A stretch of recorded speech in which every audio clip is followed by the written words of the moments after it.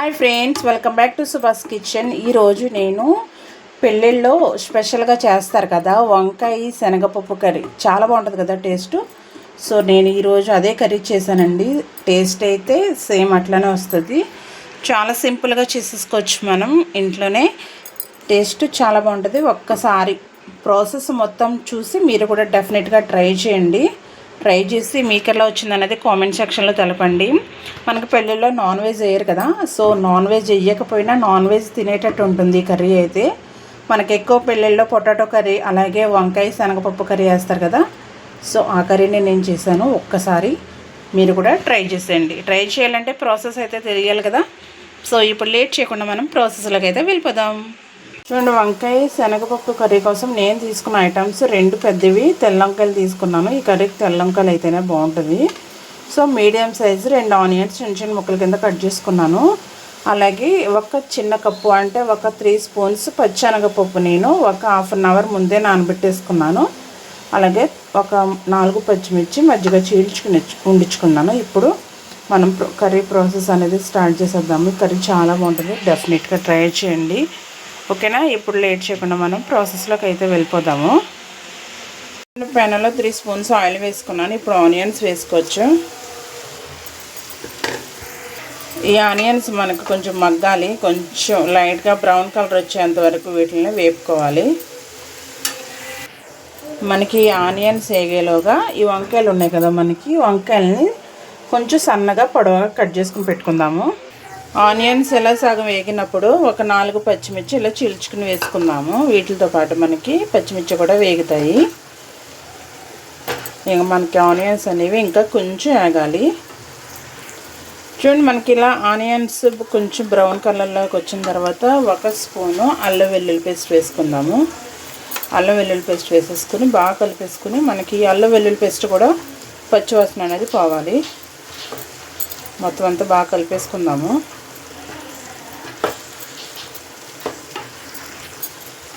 చూడండి, మనకి అల్లం వెల్లుల్లి పేస్ట్ కూడా పచ్చివాసన పోయిన తర్వాత ముందుగా కట్ చేసి పెట్టుకున్నాం కదా, ఇలా సన్నంగా కట్ చేసి పెట్టుకుంటే సరిపోద్ది.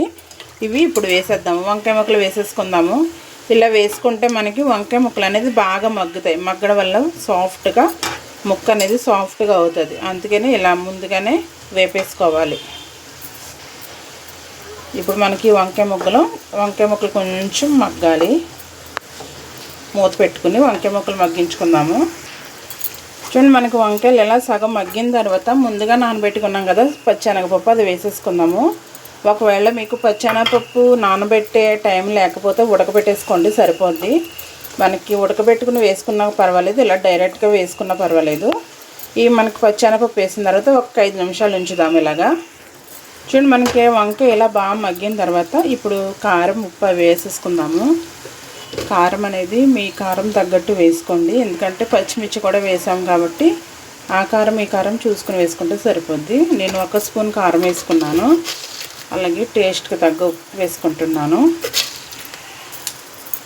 అలాగే 1 స్పూన్ గరం మసాలా వేస్తున్నాను. ఇది ఇంట్లో చేసుకున్న గరం మసాలా. ఇందులోనే ధనియాలు జీలకర్ర అన్నీ వేసుకుంటూ చేసుకుంటాను. సో ఇప్పుడు మొత్తం అంతా ఒకసారి బాగా కలిపేసుకోవచ్చు. చూడండి, ఇలా మొత్తం అన్నీ కలిపేసుకుని ఒక 5 నిమిషాలు ఉంచిన తర్వాత ఇప్పుడు మనం గ్రేవీకి తగ్గట్టు వాటర్ వేసుకుందాము. మనకి పచ్చెనగపప్పు కూడా ఉడకాలి కాబట్టి డైరెక్ట్గా వేసాం కదా నానబెట్టి, అది కూడా ఉడకాలి కాబట్టి కొంచెం వాటర్ ఎక్కువ వేసుకోండి. నేను ఒక హాఫ్ గ్లాస్ వేసుకున్నాను. మరి శనగపప్పు అనేది మనకు ఉడకాలి కదా, సో అందుకని ఉడికించి వేసుకుంటే కనుక వాటర్ తక్కువ వేసుకుంటే సరిపోద్ది. ఇప్పుడు మొత్తం ఒకసారి బాగా కలిపేసుకుని మూత పెట్టుకుని ఒక 15 నుంచి 20 నిమిషాలు ఉడికించుకున్నామంటే మనం ఎంతో టేస్టీగా ఉండే వంకాయ శనగపప్పు కర్రీ అనేది రెడీ అయిపోయింది. ఇప్పుడు మూత పెట్టేసుకుందాము. చూడండి ఫ్రెండ్స్, ఫైనల్లీ మనకి వంకాయ శనగపప్పు కర్రీ అయితే రెడీ అయిపోయింది. చూడండి, ఇలా ఆయిల్ పైకి తేలేంత వరకు దాన్ని మనం ఉడికించుకోవాలి. చూసారా, ఫైనల్లీ రెడీ అయిపోయింది. ఇప్పుడు స్టవ్ ఆపేసుకుని దించేసుకుందాము. చూడండి, స్టవ్ మీద దించేసుకున్నాను. చూసారా, మనకి దించుకునేటప్పుడు శనగపప్పు ఒకసారి చెక్ చేసుకోండి ఉడికిందా లేదా అన్నది. అది ఉడికితే దించేసుకోండి. చూసారు కదా ఎంత సింపుల్గా అయిపోయిందో మనకి వంకాయ శనగపప్పు కర్రీ. టేస్ట్ అయితే చాలా బాగుంటుంది.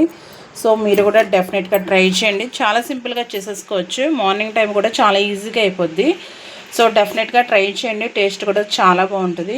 ఒకవేళ చేయకపోతే ఒకసారి ట్రై చేయండి, ఓకేనా. వీడియో నచ్చితే లైక్ చేసి షేర్ చేయండి. అలాగే మరిన్ని వీడియోస్ కోసం సుభాష్ కిచెన్ ఛానల్ని సబ్స్క్రైబ్ చేసుకుని సపోర్ట్ చేయండి. ఎంతో టేస్టీగా ఉండే వంకాయ శనగపప్పు కర్రీ అయితే రెడీ అయిపోయింది. చూసారా ఆయిల్ ఎలా తేలిందో, అట్లా ఉండాలి, ఓకేనా. Bye bye, thank you for watching.